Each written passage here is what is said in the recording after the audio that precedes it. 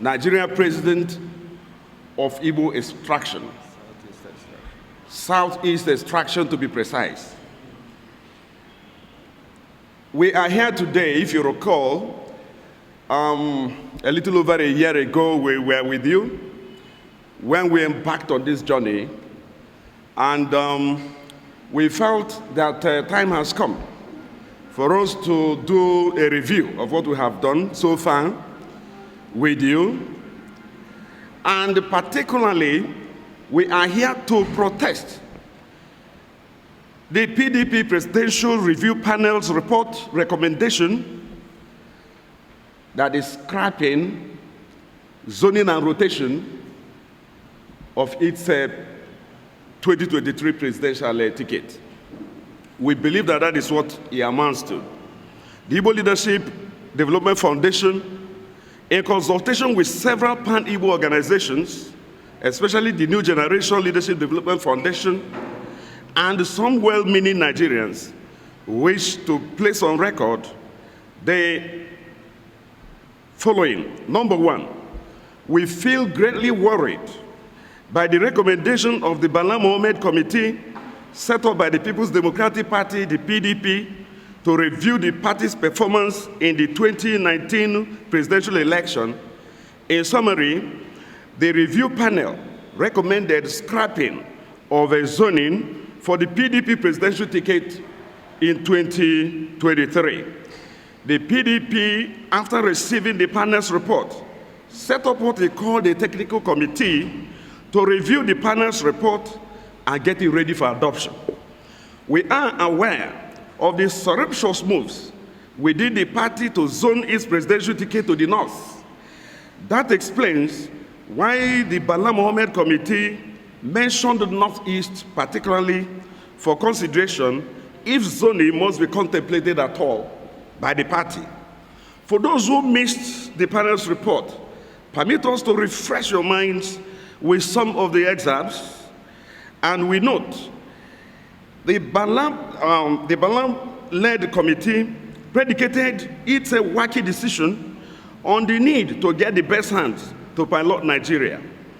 The rambling speech reads in part, and I quote, "In line with certain unwritten conventions of the nation's history, many people think that for fairness and equity, the Northeast and the Southeast geopolitical zones that have had the shortest stints at the presidency should be given special consideration in choosing the presidential flag bearer of the party for the 2023 election."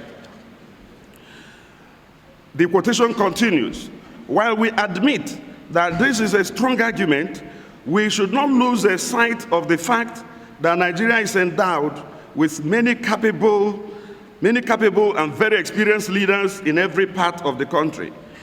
Moreover, the exigencies of the moment demand that nothing should be compromised in choosing the leader with the attributes to disentangle the country from the present quagmire.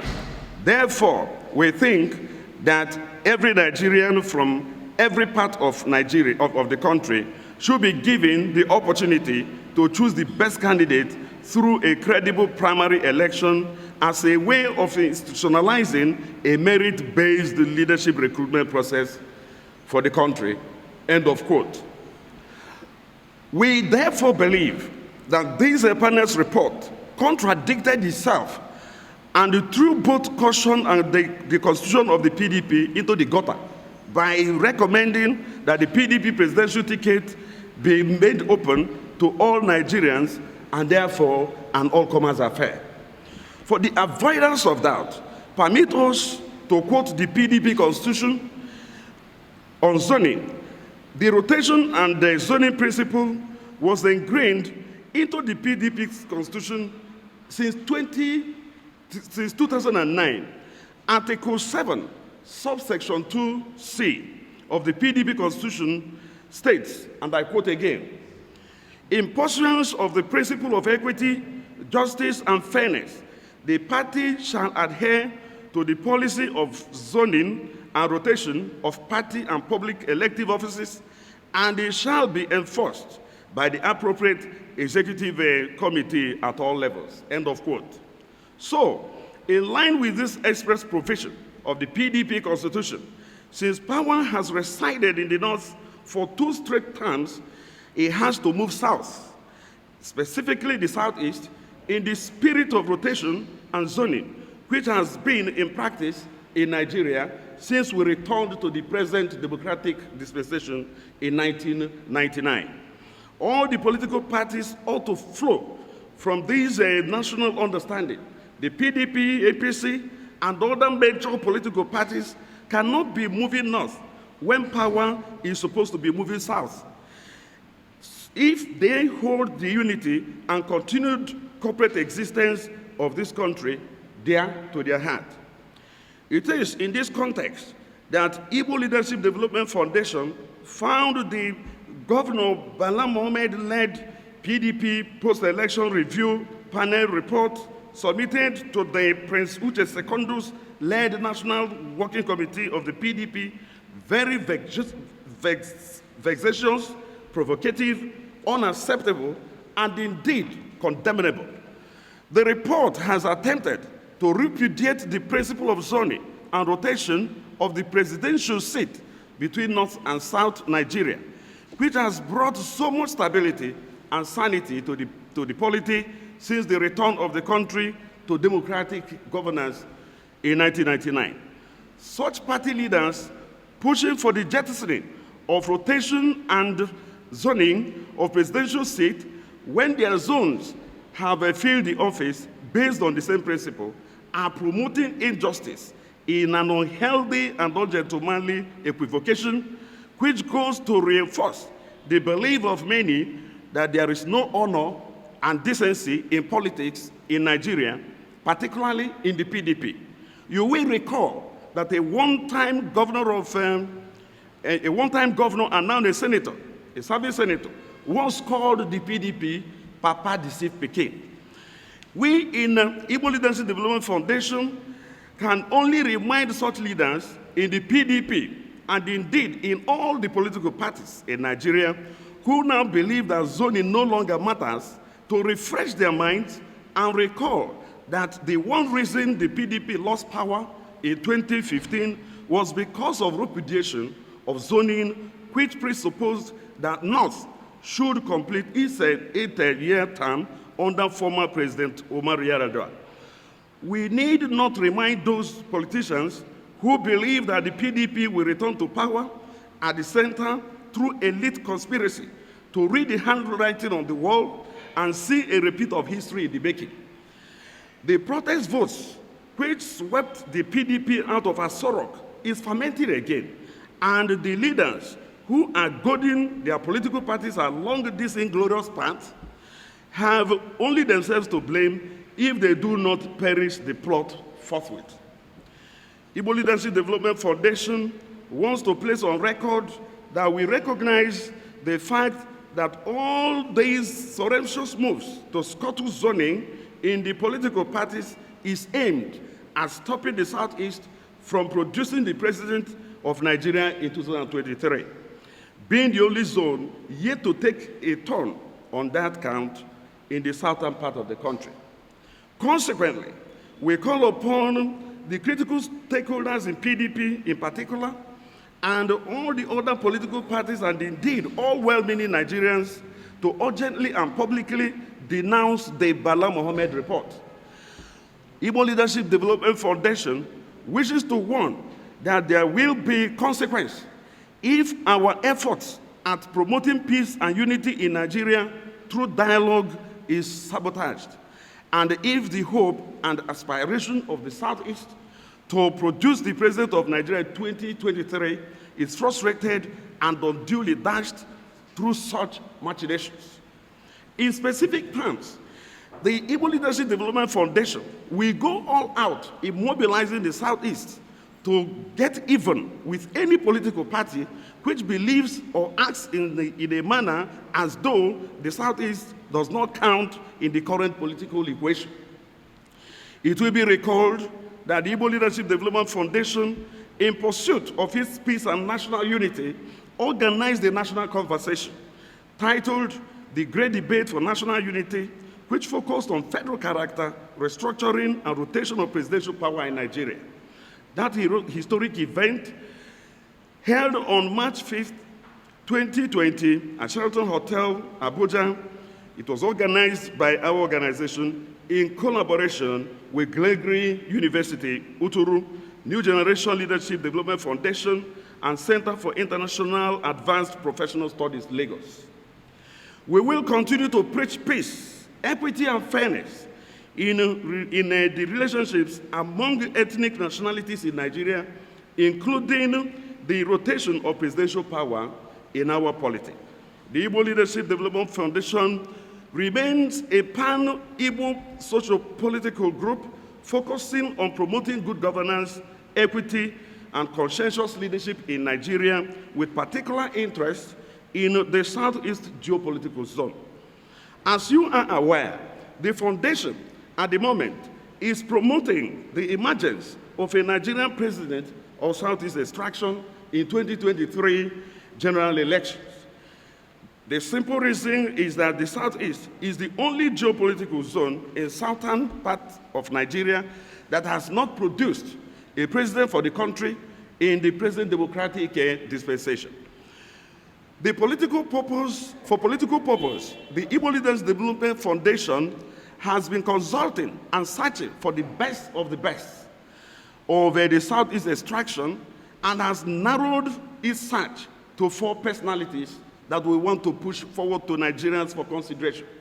Igbo Leadership Development Foundation is proud to announce that it has come to a conclusion that any of these 4 great Igbo sons will make a great Nigerian president of Southeast extraction, and they are as follows in no particular order. Number 1 is Senator Anyim Pius Anyim, former President of the Senate, Federal Republic of Nigeria, and former Secretary to the Government of the Federation. Number 2 here is Dr. Ogbonneonu. He is former Governor of the old Abia State, former National Chairman of All Nigeria People's Party, and currently the Honorable Minister of Science and Technology. Number 3 is Mr. Peter Obi, a former Governor of Anambra State and former Vice Presidential candidate. Number 4 here is a recommendation that we are putting forth. Nigerians, if they are tired of the political class, we want them to focus also on the corporate world, and we have them in abundance. One of the foremost personalities of Igbo extraction that can make an excellent president is, and we recommend it strongly, is Mazi Sam Ohuabunwa. He's a former CEO of Pfizer, former CEO of Nimet Pharmaceuticals.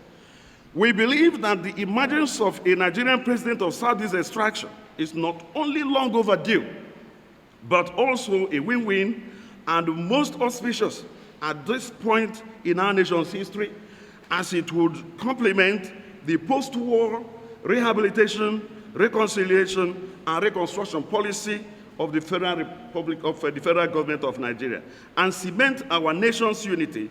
We firmly believe that full reintegration of the Southeast into the nation's polity will, which was fairly left out amongst the 3 R's, will be best achieved by electing a Nigerian president of Southeast extraction.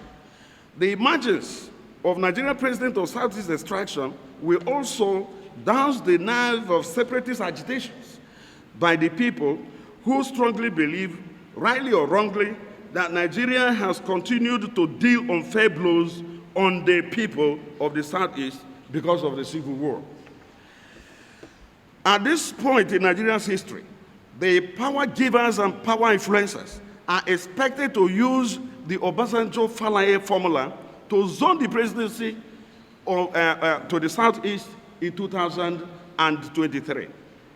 We wish to seize this opportunity to thank the growing number of patriotic citizens from all parts of the country who have thrown their weight behind the push for the emergence of Nigerian president of Southeast extraction.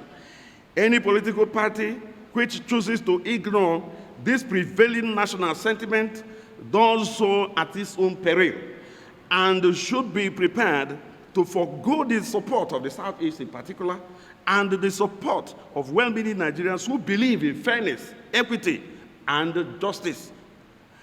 We therefore emphatically conclude the rotation principle to the Southeast to produce the next president for Nigeria in 2023 will be the political glue for continued peace and unity and the smartest way forward in containing the lingering injustice against the Southeast, and more importantly, it will cure the lingering feeling that both the Southeast and the rest of the country are having over the Nigeria-Biafra civil war. It is time to end all that.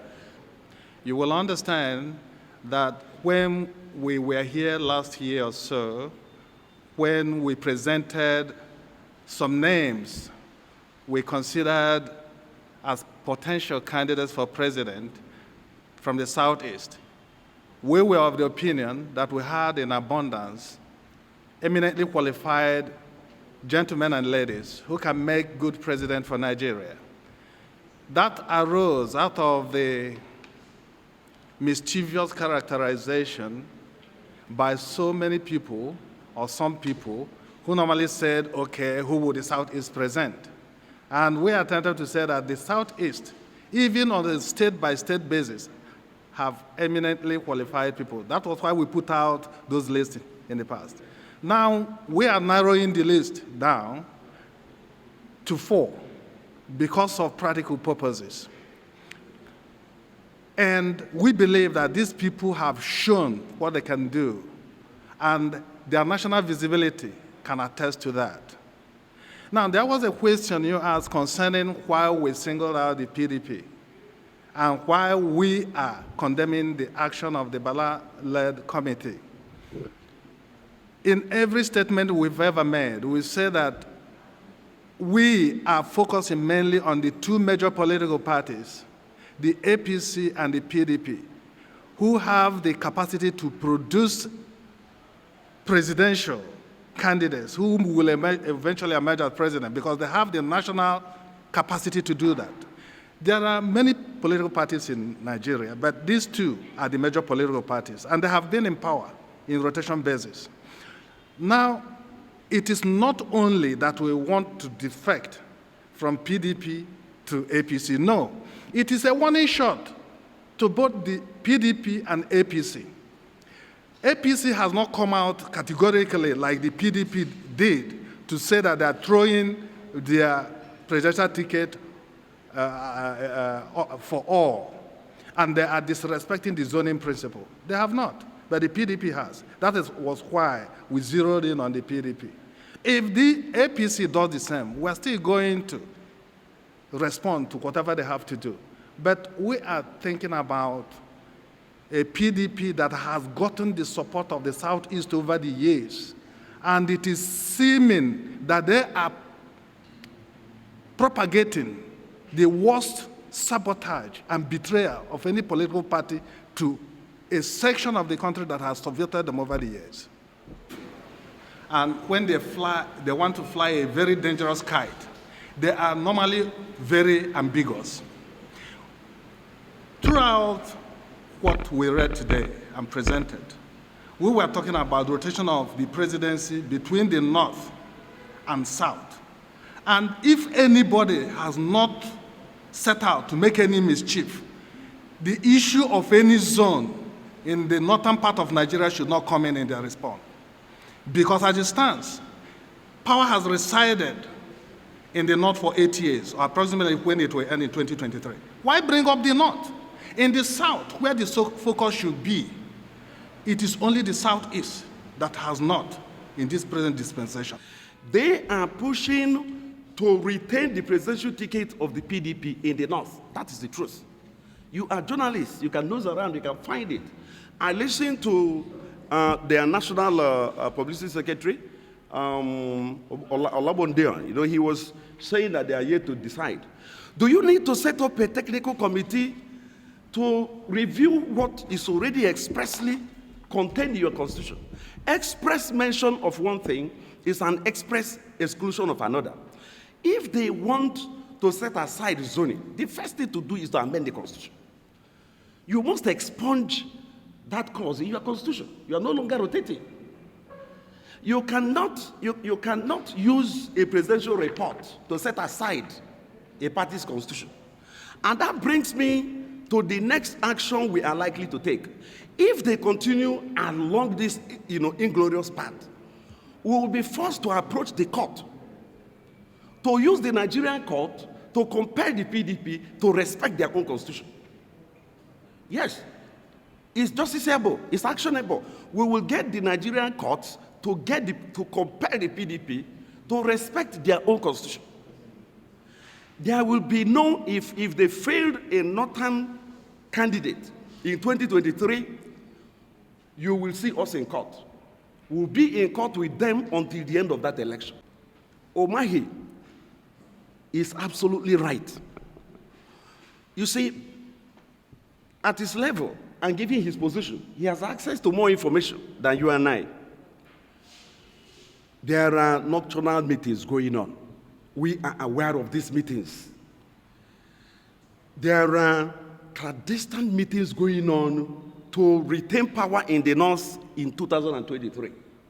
I challenge the journalists to, go through this, my claim, confirm or prove that it's not true.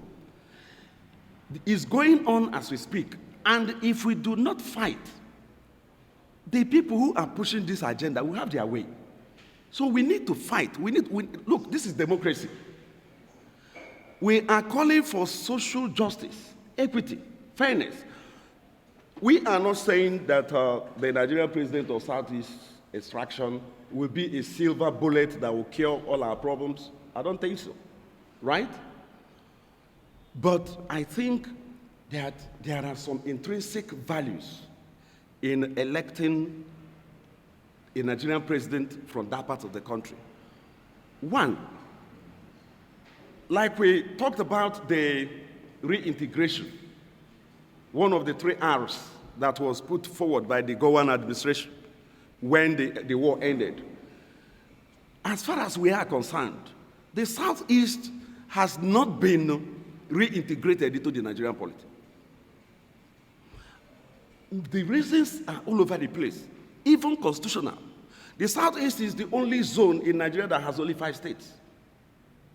The least you find in other zones is 6. One is Northwest, is even 7.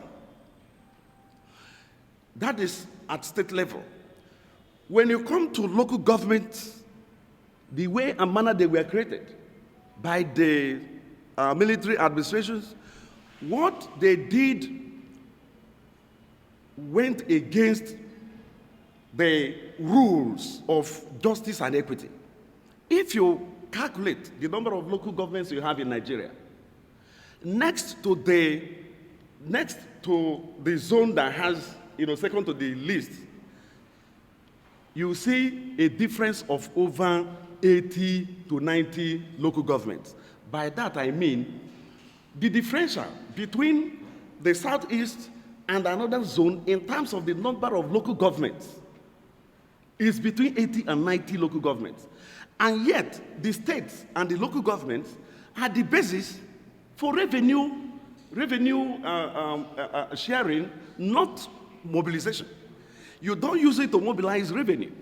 You use it to share. In other words, over the years, because of the deficit we have suffered in the number of states and in the number of local governments, the Southeast is the most marginalized zone in Nigeria, and it is constitutionally ensured. These are some of the problems. You can see that there is clear inequity against the Southeast, and we believe that this sentiment that has found its way in our governance over the years is simply because of the Civil War. If you recall, recently, Doyin Okupe said that the Southeast, if they want to produce the president of Nigeria, will have to go and beg the North because they have not forgiven them for killing Sadwana It is not more than a week he made this statement, which is a very unfortunate, most unfortunate, ill-advised statement coming from somebody at his level. Igbos never planned any coup in Nigeria. We didn't. Igbos never inspired any coup in Nigeria. Yes, the 5 majors that organized the coup, you have preponderance of more Igbos, but the 5 majors are not all Igbos. Major Adewale Odeyomoga, he's not an Igbo man. It's either from Osun or Ondo. The records are there. Nzogwu, the mother was a thief. I don't know how many of you know this. Nzogwu is from Obana in Delta, the part of Igbo across the Niger that call themselves Eka Igbo. In fact, some of them even tell you they are not Igbo. So if you have Nzogwu from Eka that says he's not even Igbo, and you have Odeyomoga, a Yoruba man, how on earth can you justifiably say that the 1966 coup was an Igbo coup? It wasn't an Igbo coup. This is very fundamental. Not this, it wasn't an Igbo coup. We never contemplated or inspired. Check throughout history. There is no place you will find that the Igbo leaders at any point in time sanctioned that coup. As far as we are concerned, that coup was ill-advised. It was unnecessary. And let me even tell you, if you check the position of the Igbos in Nigeria as at 1966, we held commanding heights across board, in commerce, in public service, in the army, in the police. We held the office of the president, even though it was ceremonial, in the person of Zik. Do you organize a coup against yourself? So nobody in his right, senses can logically tell me that the 1966 coup was an Igbo coup. It wasn't and cannot be. You are not going to talk about credibility, competence, knowledge, and you are going to restrict it to a particular moment in a nation's history, and you are still talking about equity. There is no part of Nigeria, even in the 774 local government areas, you will not find an eminently qualified Nigerian that cannot run Nigeria as president. So if people all of a sudden start talking about competence, what is the benchmark for that competence? What is the benchmark for that fairness? It is when you want to deny a section of a country what is arguably their constitutional right, that you throw up expressions. Let me tell you, are you telling me that in the whole of Southeast, you will not find one single individual that is credible, competent, and can make a good president for Nigeria? So, if you think you can find such a person, would you even have a very reasonable argument to even challenge the competence of the Southeasterners, and even in the agitation for the zone to be recognized for 2003 presidential? Now, there is another important thing I want us to understand. At what point in a nation's history does the dictatorship of a political party and the arrogance of those who run the political parties lead to war that is avoidable? A group of people think because of the constitutional provision, that no other person can become president unless you have a party platform. And then you have constituted yourself into an amorphous party giver. And you say that you are going to decide who lives and who dies in a country because you control the superstructure that controls that country. Remember, in the Soviet Union, in the old Soviet Union, they have their Communist Party. The Communist parties were only about 5 million people. The population of the Soviet Union at then was almost 300 million or 200 and something, because it embodied both the present Russia and the 15 republics. And then, the dictatorship of the party, remember the dictatorship of the party, and the arrogance of the people who lead the party, they begin to accumulate a sense of godliness, that they are God, that they decide what happens, and they are untouchable. That is what the journalists will help prevent in Nigeria. But anybody sitting on any political party, and he feels he is the all and all, because he decides who emerges as president or not. If you people don't take cognizance of this, Nigeria is going to explode, implode, and destroy.